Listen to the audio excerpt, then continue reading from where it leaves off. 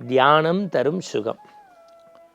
எது தவம், எது தியானம், எது தியாகம், எது வழிபாடு, இப்படி 1000 கேள்வி. எப்படி அப்படி மழை துளி மண்ணில் பட்டு வரக்கூடிய குமிழ் மாதிரி என்ன என்ன என்ன என்னமா நமக்கு தோணுது.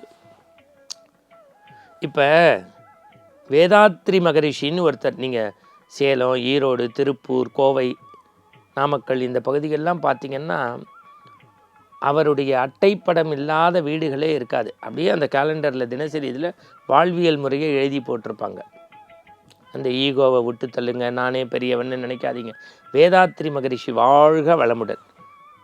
அந்த அவங்களுடைய தியான வகுப்புகள் இதெல்லாம் என்ன பண்ணுதுன்னா, தொழிற்சாலைகளில் கூட ஒரு கோவில் மண்டபமாக மாறி அங்கே அமைதி நிலவி மதம் ஆச்சரியங்கள் நீங்கி மன ஒருமையும் ஒரு பெரிய ஆன்மீகத்தோடு கூடிய இறை நம்பிக்கையோடு கூடிய பணிகளும் நடைபெறுகிறது. ஒரு பெரிய வெற்றியை நோக்கி பயணப்படுகிறார்கள். இப்போ சென்னையில் ராமச்சந்திரா மிஷன் ஒன்று இருக்குது. நீங்கள் போரூர்கிட்ட, அவங்களே திருப்பூர்கிட்ட வச்சுருக்காங்க. ஹைதராபாத்தில் பெரிய அவங்க மடம் இருக்குது. அது பெரிய அமைதியை குறிக்கக்கூடியதாக இருக்குது. விவேகானந்தருடைய பெருமைகளை, ராமகிருஷ்ணருடைய சிறப்புகளை சொல்லக்கூடிய ராமகிருஷ்ணா மட்டு இருக்குது. அது அவர்களுக்குரிய ஞான தேடலை நோக்கி நம்மளை செல்லுது. இப்போ காஞ்சி பீடம், நம்முடைய சிருங்கேரி பீடம், இந்த ராகவேந்திரா சுவாமிகள், ஷீரடி பாபா, இந்த விஷயங்களெல்லாம் எதை சொல்லுதுன்னா, மனித மனம் தூய்மைப்பட்டு நமக்கு மேலே இருக்கக்கூடிய ஒரு இறை நம்பிக்கையை வலியுறுத்தக்கூடிய விஷயங்களை நமக்கு சொல்கிறது.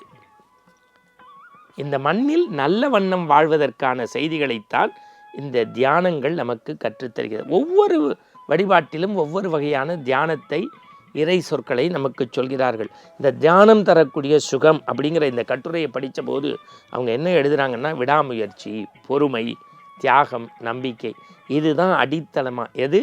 விடாமுயற்சி, பொறுமை, தியாகம், நம்பிக்கை. என்ன பதிவுகள் இருக்குல்ல, இந்த கம்ப்யூட்டர் ஹார்ட் டிஸ்க் மாதிரி நம்ம எண்ணத்தில் மனக்கசப்பு இருக்குமா, சிலர் பார்த்தா வெறுப்பு இருக்குமா, விரோதம் இருக்குமா, குரோதம் இருக்குமா, அவங்களுக்கு ஏதாவது செய்யணும்னு நினைக்கணும். இந்த பதிவுகள் எல்லாம் அழிச்சிடணுமா.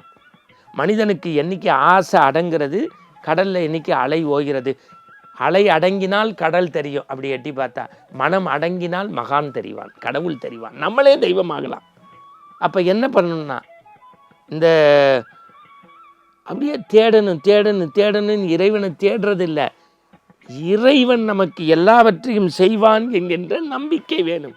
அப்போ இந்த மனத்தினுடைய கோணல் இருக்குல்ல, சிந்தனை, அதை சரி பண்ணி ஒழுங்குபடுத்தி மனத்தின் கோணலை சரி செய்வது தான் இந்த தியானம், அமைதி, நம்பிக்கை, பொறுமை.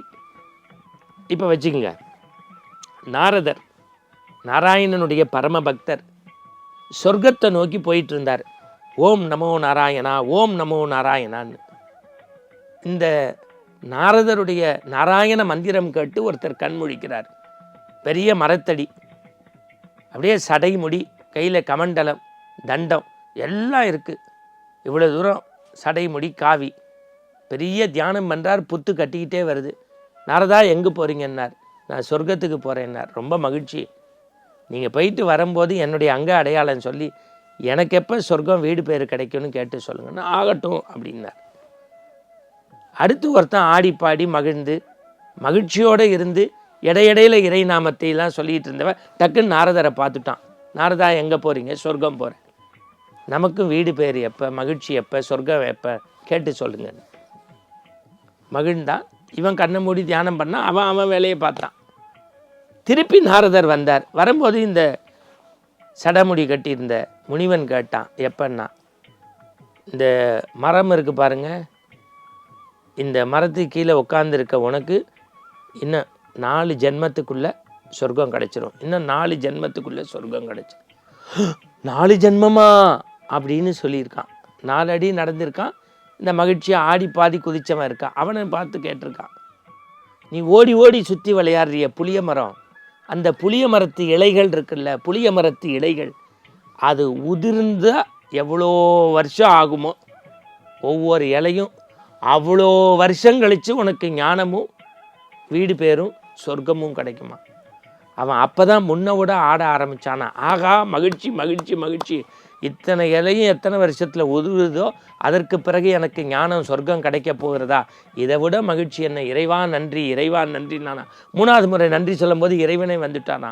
இந்த முனிவன் கேட்டானா, அடப்பாவி, நான் கண்மூடி கடுந்தவம் பண்ணி காமத்தையும் கோபத்தையும் அடக்கி இங்கே மகரத்தில் உட்காந்துருக்கேன், எனக்கு 4 ஜென்மம்னா இவனுக்கு இலை உதிர்ற காலம்னா இன்னும் ரொம்ப காலம் ஆகும்னு நினச்சேன், கண் முன்னாடி வந்துட்டு என்ன, உனக்கு 4 ஜென்மாவா நடக்குமா வருமா அப்படியெல்லாம் இப்பயும் உனக்கு நம்பிக்கை இல்லை. ஒரு எண்ண தேடலும் ஏக்க பெருமூச்சும் ஒரு அருவருப்போடு கூடிய அவநம்பிக்கையும்.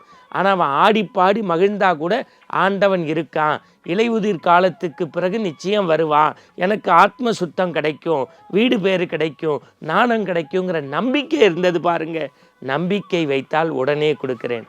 தியானம் என்பது கண்மூடி தவம் இருப்பது மட்டுமல்ல, அகத்தை தூய்மை செய்வது. மீண்டும் மீண்டும் சொல்கின்றேன், ஆசைகளினுடைய அளவை நேர்கோட்டுக்குள் கொண்டு வந்து விடாமுயற்சியும் பொறுமையும் தியாகத்தையும் தியானத்தையும் முயற்சியோடு பயிற்சி செய்து பிறரை பற்றிய குரோத எண்ணங்களை அழித்து விட்டால் மனம் நிம்மதி தேடி நிம்மதி நாடி தியானத்திற்குள் செல்லும். தியான தரக்கூடிய சுகம் அனுபவித்தால் ஆனந்தம். மீண்டும் அறச்சிந்தனையோடு நாளை சந்திப்போம். வணக்கம்.